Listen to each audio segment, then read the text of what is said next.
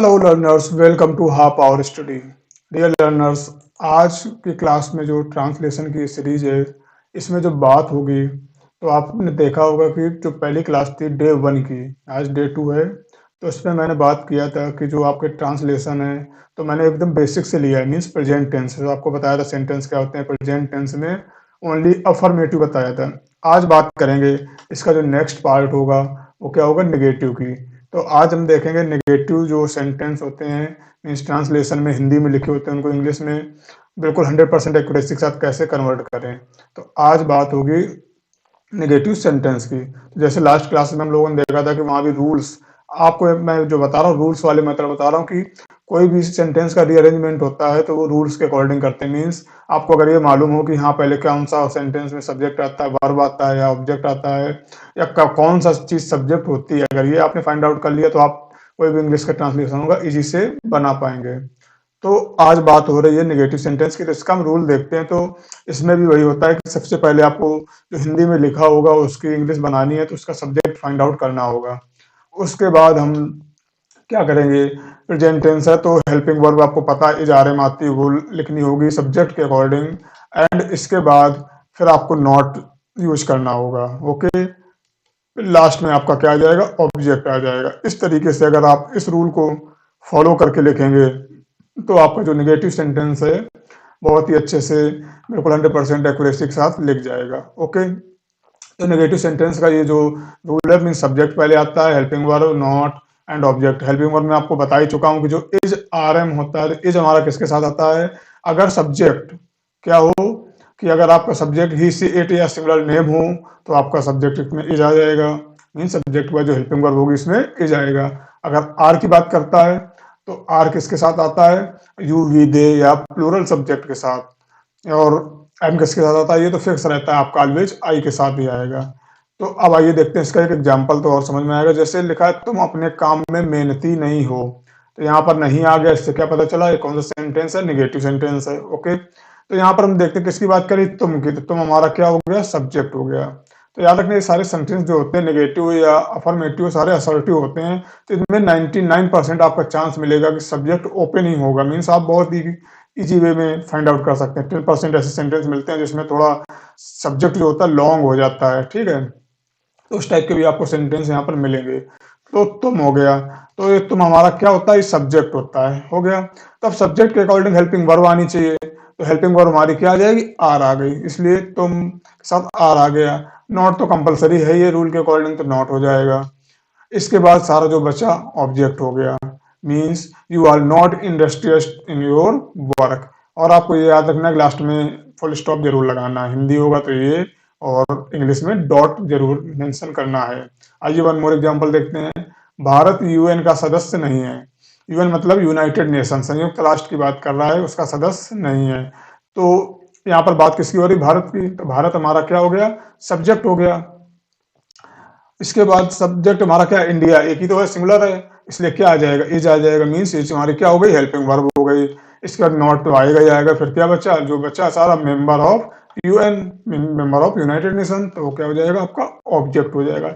इस रूल को अगर आप फॉलो करते हैं तो आपका जो ट्रांसलेशन है प्रेजेंट टेंस का use of is are am. और एक बात याद रखना, मैं बता चुका हूँ कि इज आर एम जो होता है वो आपका कॉन्टिन्यूअस में भी आता है। ओके, तो वहां पर क्या होगा कि हेल्पिंग वो सॉरी वर्ब आती है।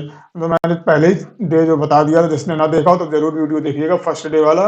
वहाँ मैंने क्लियर कर दिया है कि ये प्रेजेंट टेंस में भी इजारे में आता है और प्रेजेंट कॉन्टिन्यूअस में भी इजारे में आता है। ऐसे अभी आगे पढ़ेंगे तो प्रेजेंट टेंस में हैज हैव आता है और प्रेजेंट परफेक्ट में हैज हैव आता है। तो ये सारे क्लियर करूंगा। यही छोटे छोटे पॉइंट्स होते हैं जो इग्नोर कर देते हैं, वही आपको प्रॉब्लम क्रिएट करते हैं, कंफ्यूजन। इस तरीके से आप समझ गए होंगे।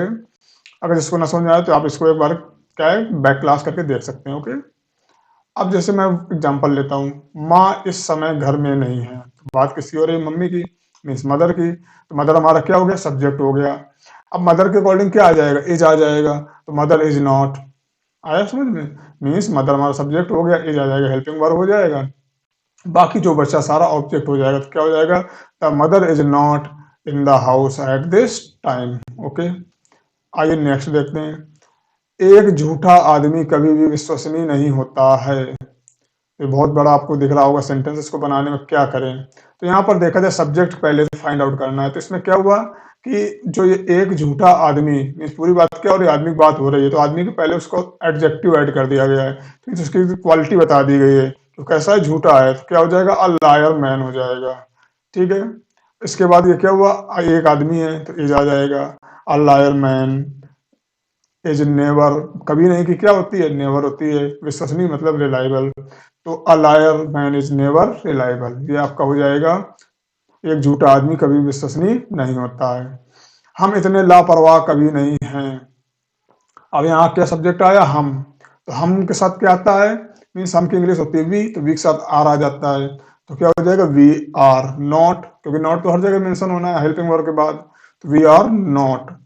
अब इसके बाद लापरवाही क्या होती है, केयरलेस, इतने मतलब बहुत ज्यादा, तो सो केयरलेस हो गया, तो we are never so careless. ये याद रखना कि अगर नहीं आता उसके बाद कभी आ जाए तो फिर नेवर यूज करते हैं, ठीक है, नॉट का यूज नहीं करते हैं, दोनों में देखना, यहाँ केवल नहीं आया था, कभी नहीं आया है तो नॉट लगा दिया, अगर कभी नहीं लिख के आता है तो आपको नेवर ही यूज करना है। तो हम इतने लापरवाह कभी नहीं है, we are never so careless.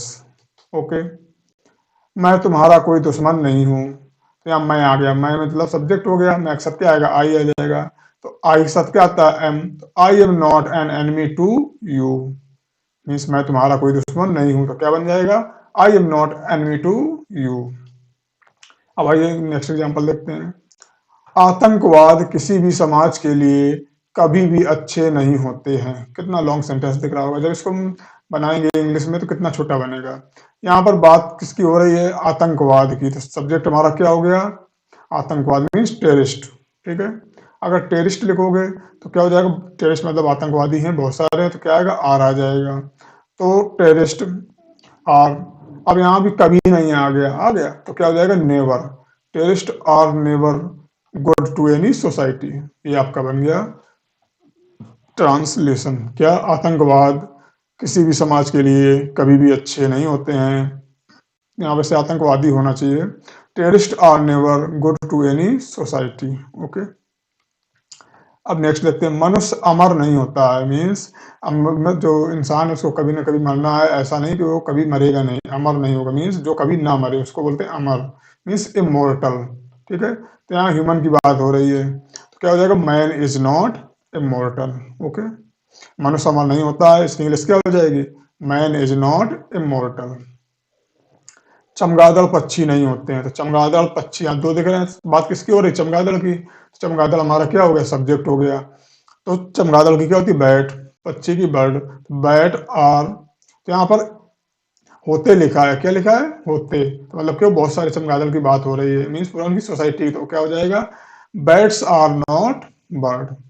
समझ गए, चमगादड़ पक्षी नहीं होते मतलब बैट्स आर नॉट बर्ड। मेरा दोस्त कंजूस नहीं है। ओके, तो यहाँ पर सब्जेक्ट क्या होगा, मेरा दोस्त, तो यहाँ पर कितने दोस्त हैं, एक ही की बात हो रही है, तो क्या हो जाएगा, माई फ्रेंड, माई फ्रेंड हमारा सिंगुलर सब्जेक्ट है तो ये आ जाएगा, माई फ्रेंड इज नॉट माइजर, कंजूस की क्या होती है, माइजर होती है, तो my friend is not माइजर। Okay, अब नेक्स्ट देखते हैं, आलोक के पापा अध्यापक नहीं हैं, तो यहाँ पर सब्जेक्ट वैसे आप लोग देखेंगे आलोक, तो आलोक नहीं है, पूरा सब्जेक्ट क्या है, आलोक के पापा। ठीक है, तो यहाँ क्या लिख सकते हैं, आलोक्स फादर या फादर ऑफ आलोक, दो टाइप से इसको लिखा जाता है। ये जब बात करेंगे हम एडजेक्टिव की तो वहां पर ग्रामर जब स्टार्ट करें तब इस टाइप के बताएंगे इसमें क्या आता है। तो यहाँ पर क्या लिख दिया मैंने, Alok's father is not teacher. समझ में आ गया, आलोक के पापा अध्यापक नहीं है, means Alok's father is not teacher. Doctor इस समय अस्पताल में नहीं है। ओके, तो यहाँ सब्जेक्ट क्या हो गया, डॉक्टर हो गया, तो सब्जेक्ट डॉक्टर हो गया, डॉक्टर हमारा क्या हो गया, सिमिलर, तो doctor is not in the hospital at this time, क्या हो जाएगा, doctor is not in the hospital at this time. I hope समझ में आ रहे होंगे ये। अगर आपको कोई भी डाउट है तो आप कमेंट बॉक्स में बता सकते हैं, ठीक है, इससे वो मैं अगले डाउट क्लियर कर दूंगा आपके। तो डॉक्टर इस समय अस्पताल में नहीं है, तो हम अगर किसी कहीं बोलना हो किसी से इंग्लिश में तो क्या बोलेंगे, doctor is not hospital at this time, तो समझ जाएगा कि डॉक्टर अस्पताल में नहीं है। मेरे माता पिता मुझसे खुश नहीं है, तो यहाँ किसकी बात हो रही है, माई पेरेंट्स की। ओके, तो क्या हो जाएगा, my parents are not happy, मेरे माता पिता खुश नहीं। किससे? मुझसे। तो मुझसे क्या होती है, यहाँ मी आएगा, ठीक है, विथ मी प्रोनाउन आएगा। मैं एक डरपोक लड़का नहीं हूँ, क्या सब्जेक्ट क्या हो गया, मैं के साथ क्या होती है, आई, तो आई के साथ क्या आता है, एम, तो आई एम नॉट, कभी नहीं तो लिखा नहीं है इसलिए नहीं के नॉट आ जाएगा। आई एम नॉट, डरपोक की होती है timid, means I am not, एक की ए लिख देंगे आ, I am not a timid boy, okay, I am not a timid boy, मैं एक डरपोक लड़का नहीं हूँ। आई होप समझ में आ रहे होंगे, ओके। तो आप क्या कहते हैं, समझ में आ रहा है, फटाफट लाइक कर दीजिए, जिससे समझ जाऊंगा कि हाँ आपको अभी जो सेंटेंसेस समझ में आने लगे हैं, ओके। भारतीय सैनिक निर्दयी कभी नहीं होते हैं, मीन्स भारतीय सैनिक की बात हो रही है तो पूरा इस भारतीय सैनिक क्या हो जाएगा, सब्जेक्ट हो जाएगा। तो भारतीय सैनिक मतलब इंडियन सोल्जर्स, होते हैं मतलब पूरे सैनिकों की बात हो रही, कम्युनिटी की बात हो रही, तो आर आ जाएगा, इंडियन सोल्जर्स आर, कभी नहीं, नेवर, नॉट नहीं लिखेंगे, तो क्या हो जाएगा, इंडियन सोल्जर्स नेवर, निर्दयी क्या होती है, क्रूअल, तो क्या हो जाएगा, Indian soldier are never cruel, okay. हम बेईमान नहीं है, हम की क्या होती है, वी के साथ क्या आता है, आर तो क्या हो जाएगा, वी आर नॉट, बेईमान की क्या होती है, डिसऑनेस्ट, तो we are not dishonest, okay. शेर भूखा नहीं है, तो यहाँ बात हो रही शेर की, शेर हमारा सब्जेक्ट हो गया, तो शेर क्या हो जाएगा, लॉयन, लॉयन क्या है, सिमिलर, तो लॉयन इज नॉट हंग्री, ये तो समझ में आ गया होगा।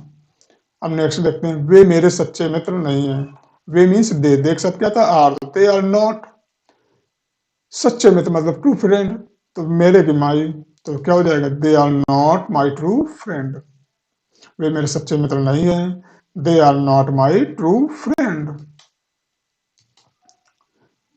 सफल होने वाले लोगों की संख्या ज्यादा नहीं है, ये सेंटेंस भी सही है, क्यों, क्योंकि जो सफल होने वाले लोग होते हैं वही सफल होते हैं जो अपने काम पर लगे रहते हैं। अगर आपने जो चीज अपने मन में बना लिया, हाँ ये करना है, तो फिर करना, चाहे जितनी परेशानी हो।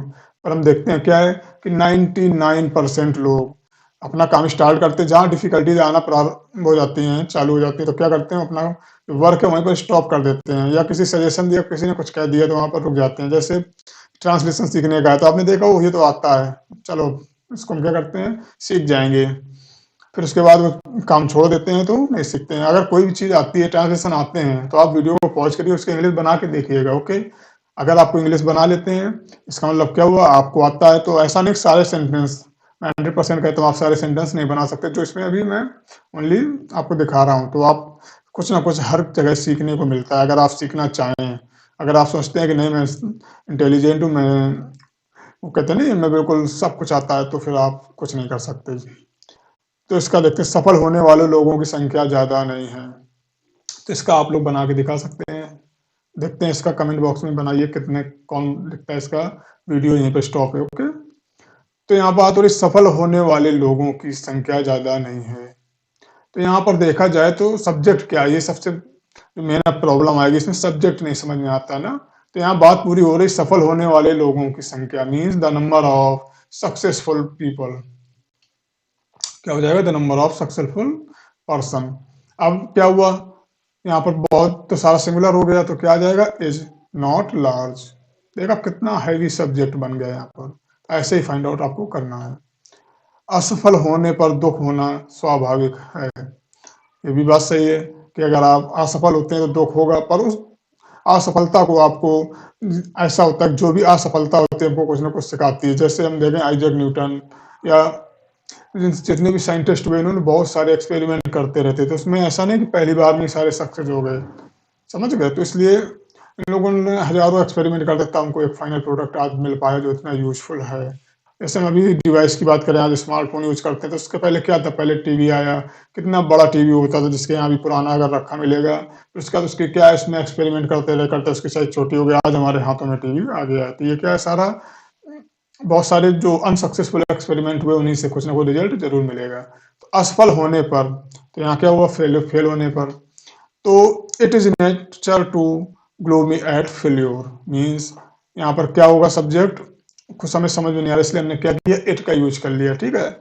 मैं एक क्लास लेके आऊंगा जिसमें इट का भी यूज बताऊंगा कि इट का यूज कहाँ करते हैं और देयर का यूज कहाँ करते हैं, क्योंकि जब हमको सब्जेक्ट नहीं मिलता है तो हम लोग क्या है, इट का यूज करते हैं, ओके। तो ये आपके क्या हो गए, सेंटेंस हो गए। असफल होने पर दुख होना स्वाभाविक है, तो क्या हुआ, it is natural to get gloomy at failure. तो ये थे आज की क्लास। आप लोगों ने देखा, अगर आपको लगता है कि हाँ आपका कोई फ्रेंड्स है या कोई भी है जिसको तो ट्रांसलेशन में प्रॉब्लम होती है, तो आप इस वीडियो को शेयर करिएगा, ओके, जिससे वो भी बेनिफिट ले सकें। तो अब मिलेंगे आपको कल नेक्स्ट डे 3 में। आज मैंने सारे नेगेटिव की बात की, कल इंट्रोगेटिव की बात होगी, बहुत अच्छे अच्छे सेंटेंस लेके आऊँगा, इसलिए आप कल वाली क्लास भी ज़रूर देखिएगा और इसको शेयर करते रहिएगा, ओके। तो अब मिलेंगे कल क्लास में, तब तक के लिए